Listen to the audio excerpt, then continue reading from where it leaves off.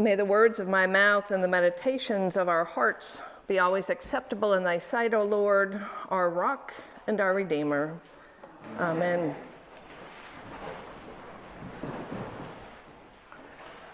This morning, we hear about the calling of the first disciples. This version is from the Gospel of Matthew. Last week, we heard the version from the Gospel of John. And as I mentioned last week, in both versions, Jesus says, "Follow me." And those he calls put down their nets or whatever it is that they are working on and follow him. Pretty simple, yet pretty challenging. And it is only in following Jesus that they and we can begin to find out who he is and what he is all about. Follow me. The New Revised Standard Version translation, "I will make you fish for people," to me just never sounds quite right. I think I am used to the old King James Version.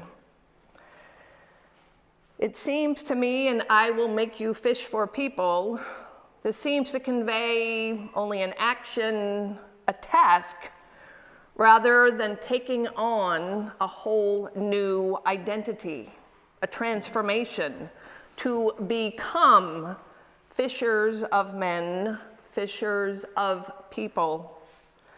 When the disciples decided to follow Jesus, they were deciding not only to do something new, not only to take on a new task, but to take on this whole new identity. And we are so called. What does that mean for us to live into this identity? Kathleen Norris notes that conversion comes from the Latin word to turn around, and so denotes a change of perspective, but not essence, a change of view, but not always location. And this turning around, this following Jesus' invitation to follow me, as I mentioned last week, this is a lifelong process, not a goal. And this lifelong process of conversion, of following Jesus, is best worked out within a community of faith, with those who can walk with us, support us, and even challenge us. Conversion, Norris believes, is no more spectacular than learning to love the people we live with and work among, even the ones we might see as difficult or unbearable. With the invitation by Jesus, we see ourselves and the people around us in a new light. And can we see each other in our diversity as one family, all interrelated, all interdependent upon each other? Can we see that when one suffers, we all suffer?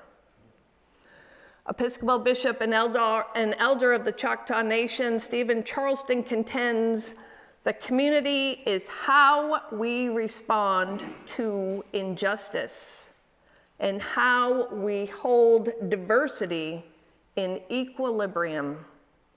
And this work is not easy.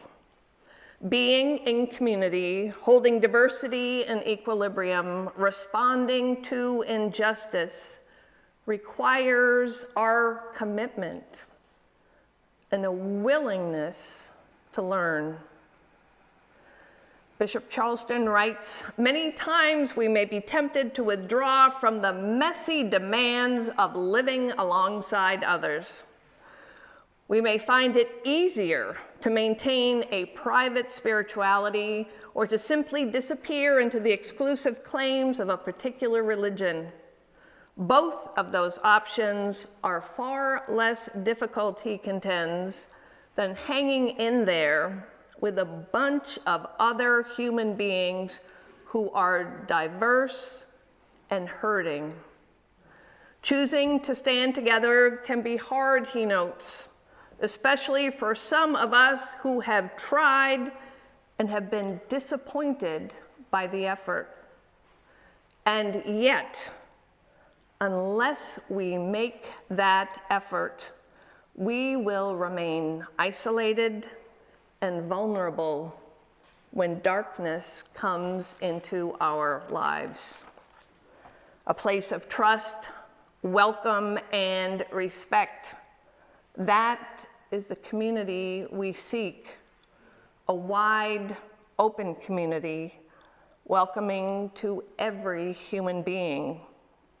A community of seekers, but also of activists.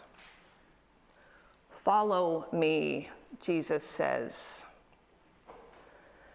We cannot overcome darkness alone, Bishop Charleston writes. We are meant not to be a solo act, but a choir. Or I would add this morning, or a quartet, a band, or an orchestra. Diversity is our strength. When enough of us come together, no matter how weak we may have felt when we were alone, we become a light so bright that no darkness can hide it. Follow me, Jesus says. The response, the decision, is ours to make. The closing hymn that we will be singing this morning brings up a lot of fond childhood memories for me. Fond memories of going with my best friend to her church and their church camp, which was different than my church and the church that my family attended. And I remain grateful for having those opportunities with her and her family, whether it be at their church or around campfires on summer nights. And I'm grateful for my parents allowing me to go and experience a different church.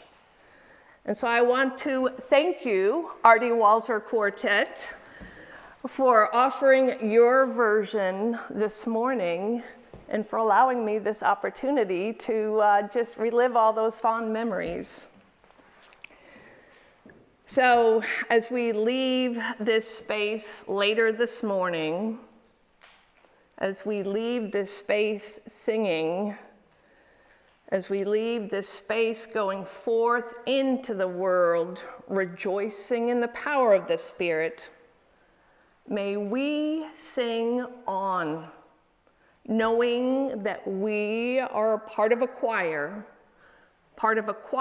in this call to holy work, a choir strengthened by the power of the Spirit. I have decided to follow Jesus. No turning back, no turning back. Amen.